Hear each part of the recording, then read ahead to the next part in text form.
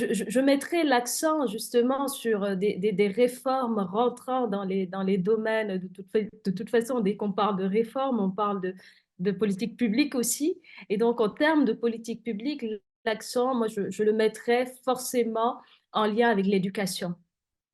Avec l'éducation, pourquoi? Parce que l'éducation renferme un tout.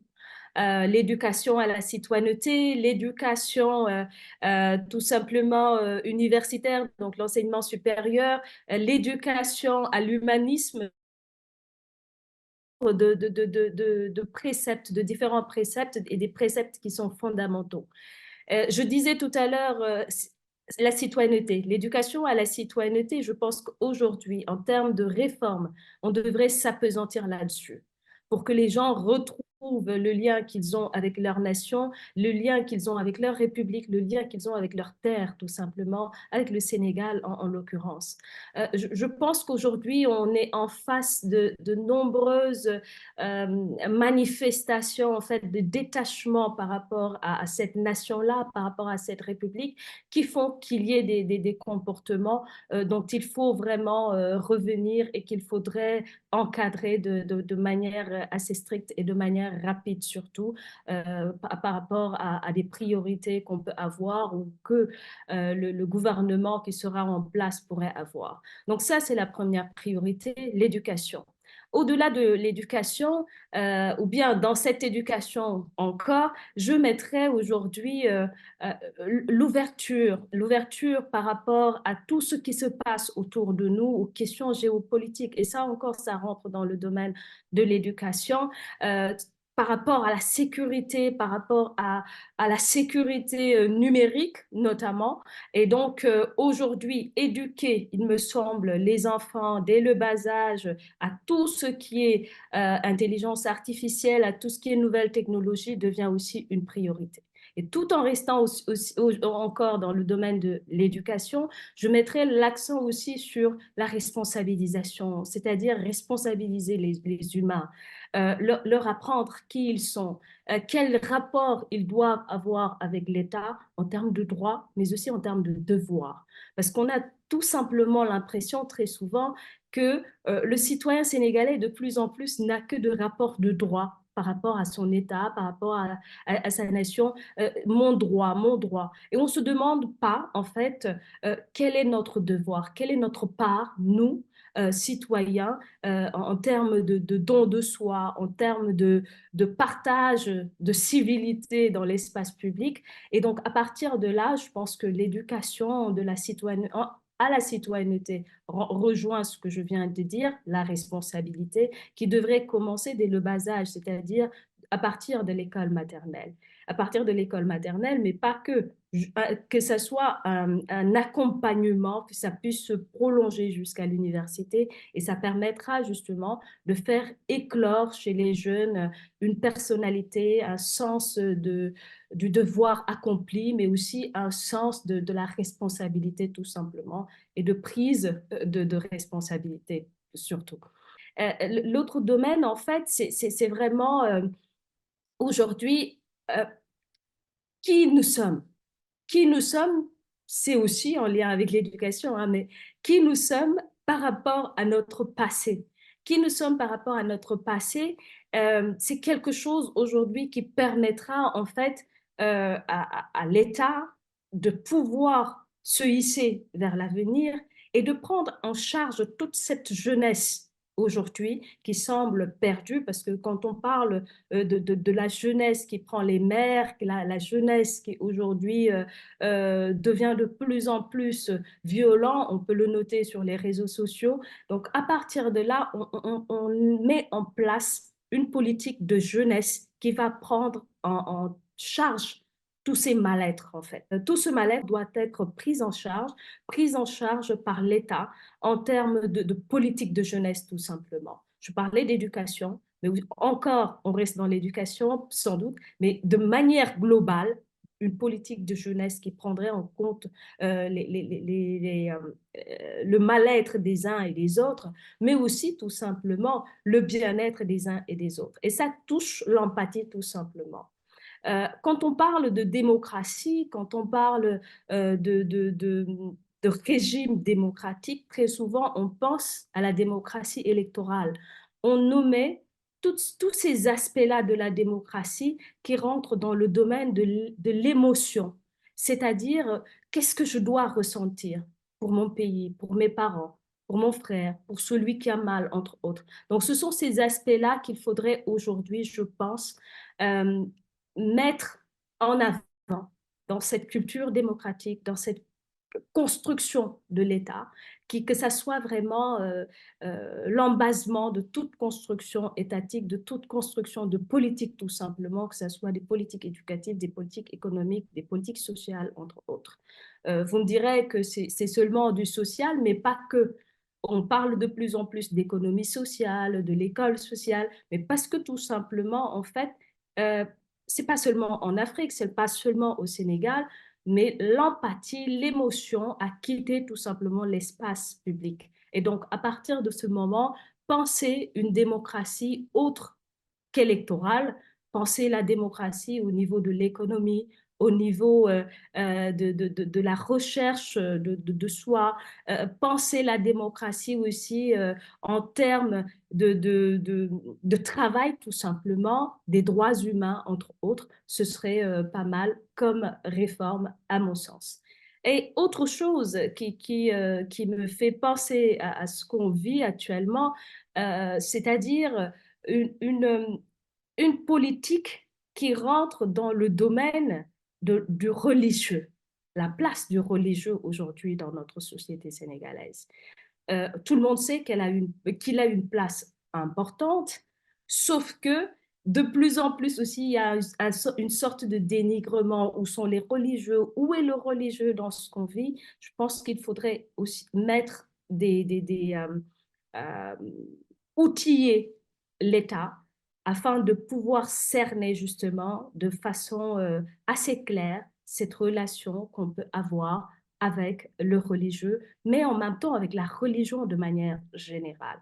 Donc, troisième réforme, ça prendrait justement le sens de la religion dans toute sa dimension, hein. Religion, que ce soit religion musulmane, religion chrétienne, comme autres religions que nous avons sur le territoire. Dans tout l'ouest de l'Afrique, il faut le dire, aujourd'hui, la menace est là.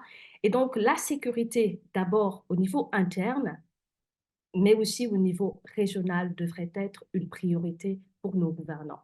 Et quand je dis au niveau interne, permettez-moi de préciser une chose. C'est d'abord le rapport qu'on peut avoir avec nos forces de défense et de sécurité. Nos rapports avec les forces de défense et de sécurité sont aujourd'hui, en fait, à revoir tout simplement.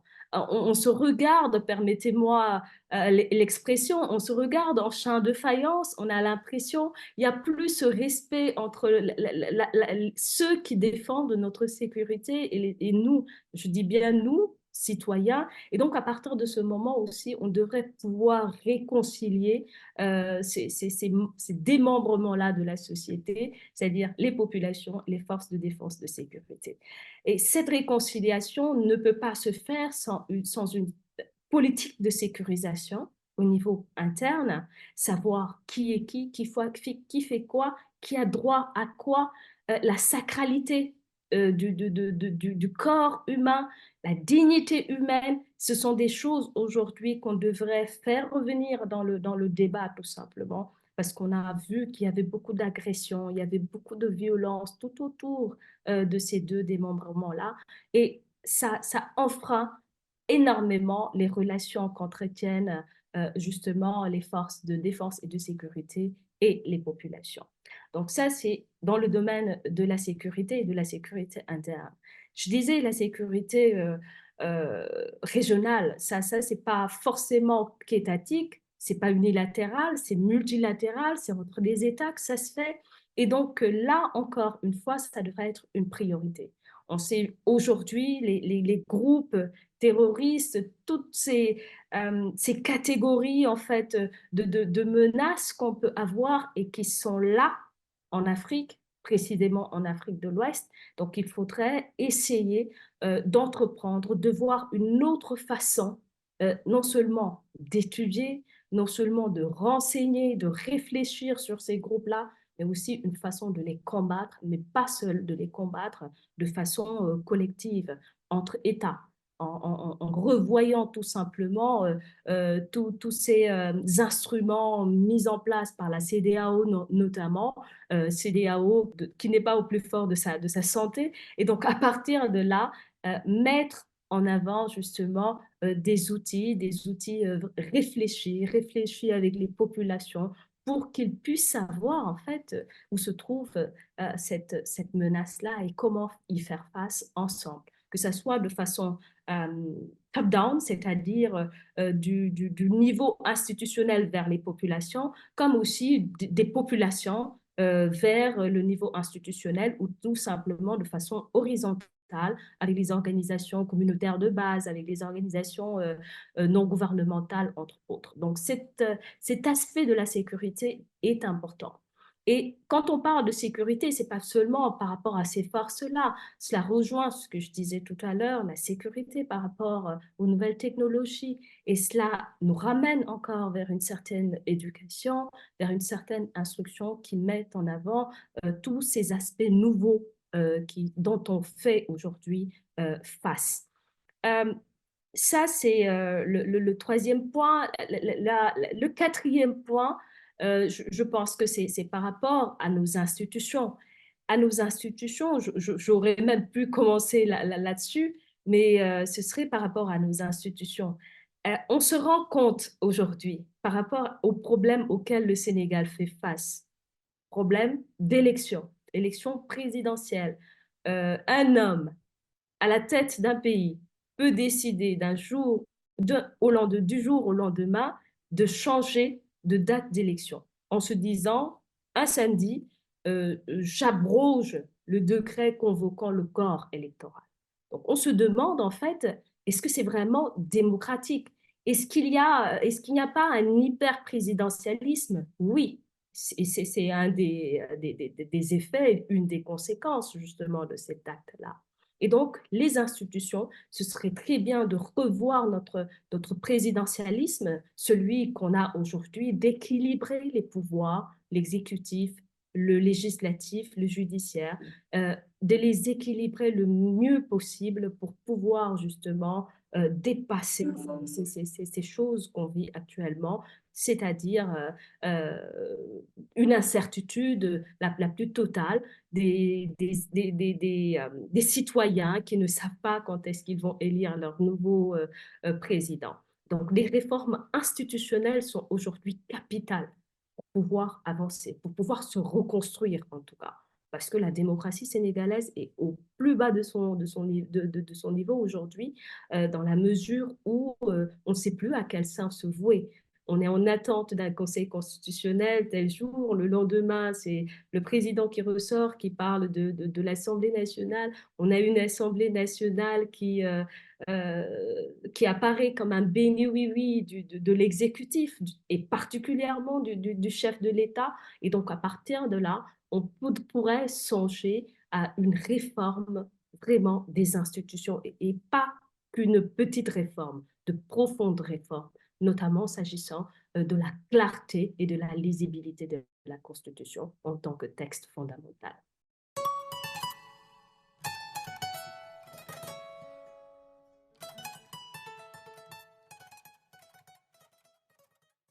Vous savez, quand on élit un président de la République, très souvent on dit rendez-vous d'un homme avec un peuple.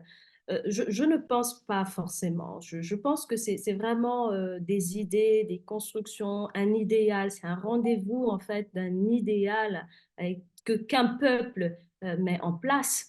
Et aujourd'hui, en fait, on est arrivé à un point, à une impasse qui fait qu'au Sénégal, on est tous et toutes sûrs d'une chose, il faudrait réformer les institutions, ça c'est sûr. Et donc, à partir de là, je pense que le prochain chef de l'État qui viendra, et j'espère bien, en fera une priorité.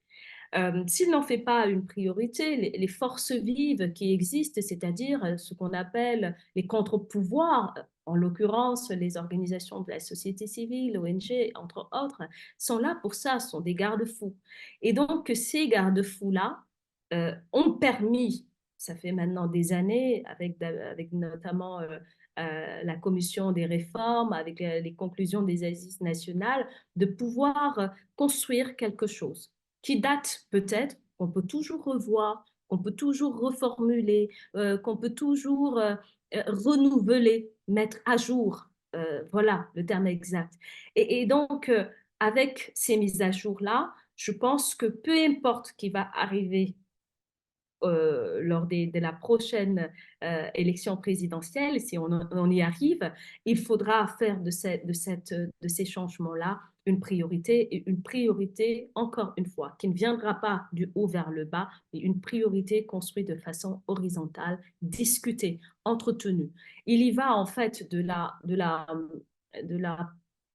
prospérité du Sénégal, mais il y va aussi tout simplement de toute euh, la nation sénégalaise dans ce qu'elle est, une et indivisible. Et donc, à partir de là, je pense que les mettre en œuvre, ces réformes, aussi bien institutionnelles, éducatives, entre autres, ne serait pas une chose difficile si on s'y met tous et toutes en nous sentant concernés, mais aussi si, bien entendu, les populations arrivent à faire un bon choix.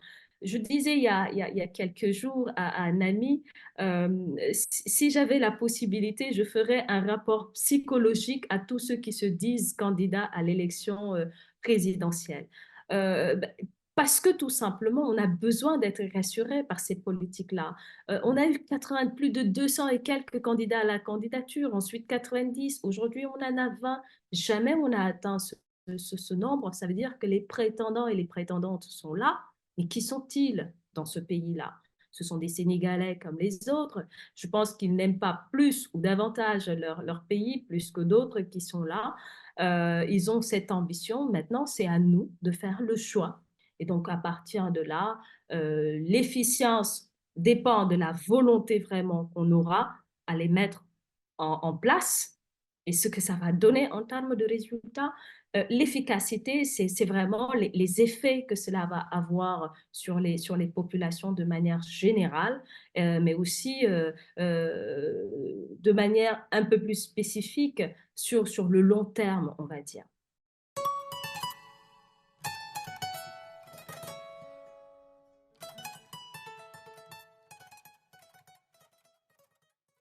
D'abord, on essaie de réfléchir sur la relation entre politique et femme et le sexe féminin. Je pense que très tôt, les femmes ont été écartées de toutes les arènes politiques dans tout le monde. Et ça, c'est pas seulement en Afrique. L'Afrique a été même à un niveau supérieur à un moment de l'histoire. C'est bien plus tard qu'on a vu, en fait, les femmes être totalement sorties de l'espace politique pour être en fait, pour en faire totalement le bien des hommes en fait. Et du coup, on met du temps à revenir. Et on met du temps pour revenir parce que tout simplement les sociétés et la société sénégalaise, les sociétés africaines sont devenues très phallocrates, c'est-à-dire qu'aujourd'hui, toutes les grandes discussions en termes de politique, je dis toujours des choses sérieuses, se décident euh, vraiment en dehors des femmes, en excluant totalement les femmes de ces cercles-là.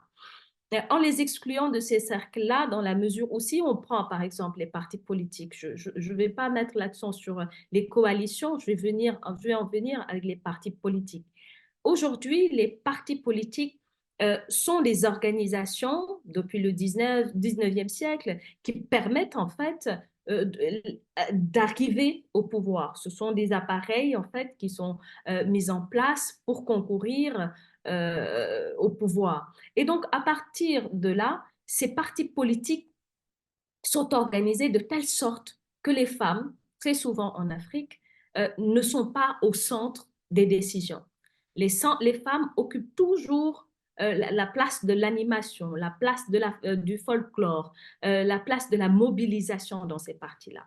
Les choses sérieuses, je le dis toujours au niveau de ces organisations politiques, se décident tard dans la nuit ou tard le soir, au moment où les femmes africaines, sénégalaises en l'occurrence, se sentent obligées de rentrer chez elles parce qu'elles ont des enfants, parce qu'elles ont un époux, parce qu'elles doivent s'occuper de leur maison, entre autres. Et donc, elles sont d'office exclues de ces cercles de réflexion-là.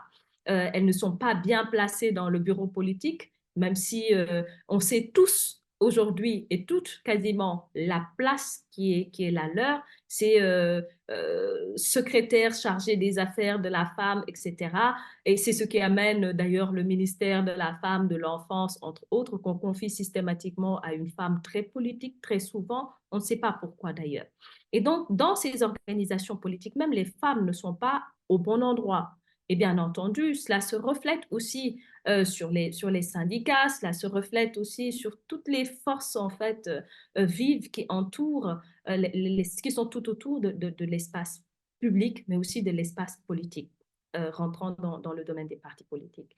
Et au niveau des candidats, on en a une. C'est dommage. On en avait zéro en 2019. Donc, on fait un petit pas en avant, mais un petit pas. On en avait deux, mais on sait tous et toutes ce qui s'est passé. Donc, voilà, on en arrive à avoir une candidate qui est aussi très jeune. Mais après, on se pose la question. Euh, je n'ai rien contre cette candidature-là, mais c'est souvent aussi des candidatures qui sont des candidates qui sont d'une certaine catégorie sociale, d'un certain niveau, entre autres, et ce qui veut dire que la majorité des femmes sont exclues de ce cadre-là. Exclues non pas parce qu'elles ne sont pas outillées politiquement ou bien parce qu'elles ne sont pas outillées tout simplement pour rentrer en politique et vouloir briguer un mandat, mais elles ne sont pas outillées financièrement. Financièrement, on sait tous aussi ce que toutes les études économiques montrent en termes de position des femmes dans le monde, en Afrique particulièrement. C'est pas du tout une bonne position et la politique nécessite aujourd'hui beaucoup de finances. La preuve, je pense qu'il fallait 30 millions de caution pour pouvoir être candidat. C'est pas à la portée de tout le monde et ce n'est surtout pas à la portée de beaucoup de femmes sénégalaises et de femmes sénégalaises et de femmes africaines en général.